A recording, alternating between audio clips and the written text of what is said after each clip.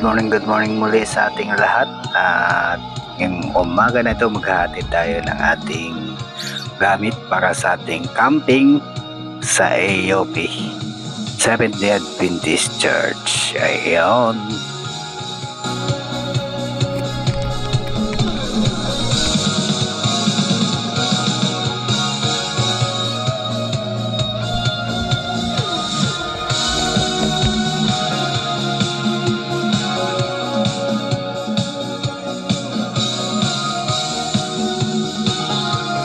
Let's go mga bossing, at samahan niyo ako sa aking pag-ride papuntang Manila Center Seventh-day Adventist para ihatid yung mga gamit na aking mga anak at supportan natin sila para sa kanilang activities sa simbahan para magiging malakas naman ang pangatawan nila, kasi may sport piece kayo doon sa AUP at dala na rin ang kanilang camping na ilang araw.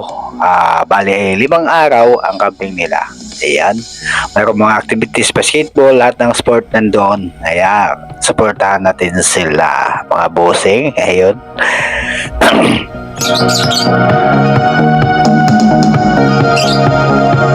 Amigas, yan, supportan nyo naman ang aking YouTube channel, ang Lawatsi Romang yan, para lagi kayo updated sa mga ina-upload kong video mga bossing. Ayun, nakikita nyo naman yung gaano kaganda yung kalsada sa mga oras nito at walang bumabiyahe kasi nga ang taas na ng gasolina, at ang mahirap pa dyan ay magasto.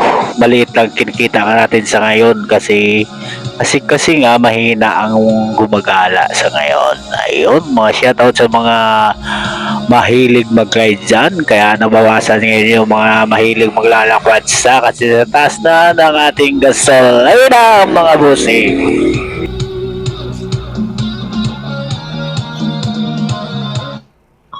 Ayun o, ang linis talaga ng kalsada natin sa oras na ito mga bossing. Ayun, napakalinis at ang tahimik, parang hindi syudad na dumadaan man tayo sa isa, pero bingay siya. Ayun. Itulad dati ng sikip yan dito, ngayon napakatahimik na lugar na ngayon kasi nasa bakasyon na yung mga tao ngayon. Kaya gusto ko man sumama sa camping, kaya lang wala tayong choice kasi kailangan natin maghanap buhay para kumita naman tayo kahit paano, mga bossing. Susunod na tayo doon sa AOP sa Sabado. Ayan, para maglingkod sa ating Panginoon, di ba mga bossing? Dapat nating paglingkuran siya sapagkat tayo iniligtas niya sa bawat araw at sa bawat buhay natin. Tayo ay binigyan ng pagkataong makapagpuri at makapaglingkod sa kanya mga bossing. Kaya ano pang hinihintay nyo mga bossing? Ano na kayo? Maglapit sa ating Panginoon, kaya ang panahon ay napakalapit na. Ayan mga bossing, di ba? Ramdam mo talaga sa ngayon na panahon, grabe, nangyayari na talaga. Ayan mga bossing, kaya kailangan natin kumapit sa ating mahal na Panginoon. Kaya ngayon parang pandemic, di ba? Kung napapansin nyo yung mga kapaligiran natin, parang pandemic talaga kasi walang, kunti lang ang umaalis, bihira lang. Samantala dati yung punong-puno yan yung sasakyan dito. Ayan, sa lugar na ito, yung Memorial Circle to eh, punong-puno yun dati yung mga sasakyan dito. Ngayon ramdam na talaga natin na wala na ganong bumabiyahe mga bossing, kaya gano'n.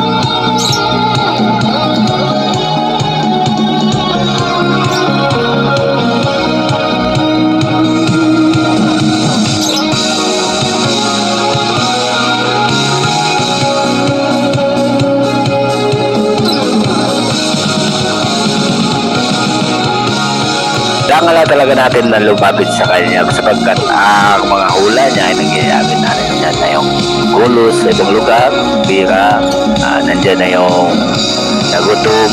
Ngayon, nagsisimula na ngayon nga dito sa Pilipinas. Yan. Kaya kung tuluyang mawala ng supply ng langis, totally blackout tayo dito at sigurado tayong magkakaroon ng kahirapan sa buhay, di ba? Pag ganun ang mangyari. Kasi yun lang ang source ng pinagkukunan ng mga pinagkukunan ng mga trabaho ang mga tao. Kung hindi blackout, kung blackout, paano pa kaya sila magkapagtrabaho, di ba? Ayan mga bossing. Kaya kailangan talaga natin ay ito na siguro yung mga panahon na tumawag tayo sa kanya, di ba? Kayo man dati ay hindi nakakaranas o ganitong pagkakataon na easy lang ang buhay, kaya ngayon kailangan nyo talaga na tumawag sa ating Panginoon, di ba mga busing?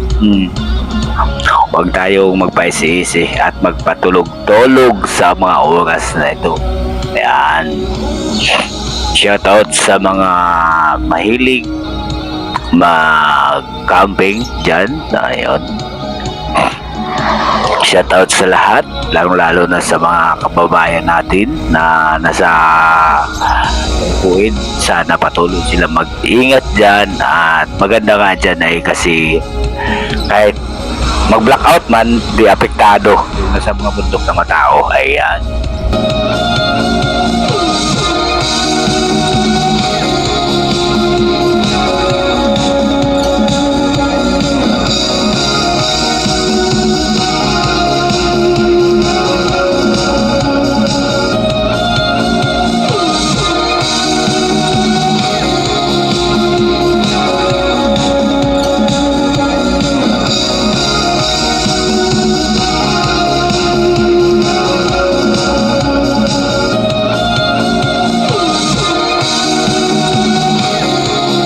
Ayan, nandito na po tayo sa Quezon Avenue. Malapit na po tayo sa Manila Center, Seventh-day Adventist Church para ibaba yung para natin para karga sa mga sasakyan na pupuntang iyong sa mga oras na ito. Ayan, ang oras ay 7:45 ng umaga, mga bossing. Maagang-maaga pa talaga, no? At alas 8 daw ang alis nila, kaya malapit na din tayo. Wala pang alas 8, nandito na po tayo. Ayan.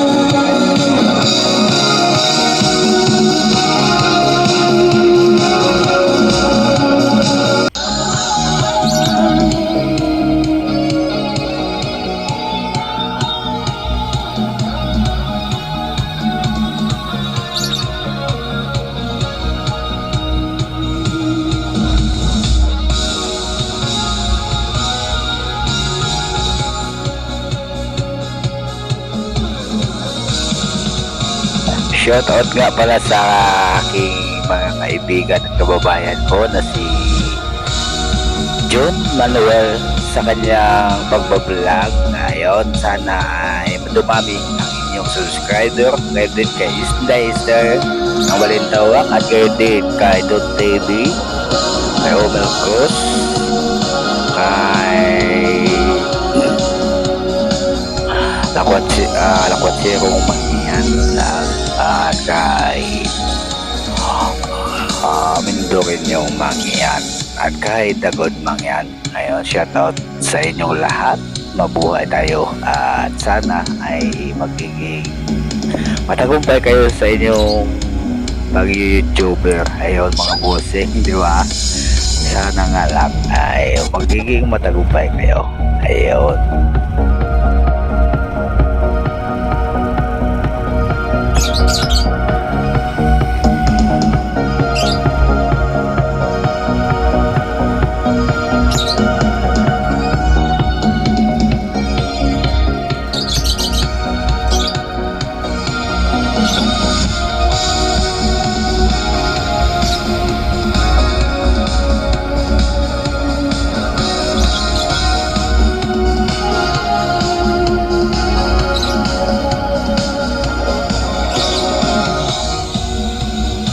Ayun, thank you so much sa inyong pagsusubaybay sa aking YouTube channel. At maraming salamat sa inyong pagsuwalang sawang pagsusuporta sa aking YouTube channel. Kahit pa paano meron din tayo mga viewers, kahit pa konti lang, kaya lang dapat nga marami tayong viewers para kumita naman tayo dito kahit pa paano, di ba mga bossing?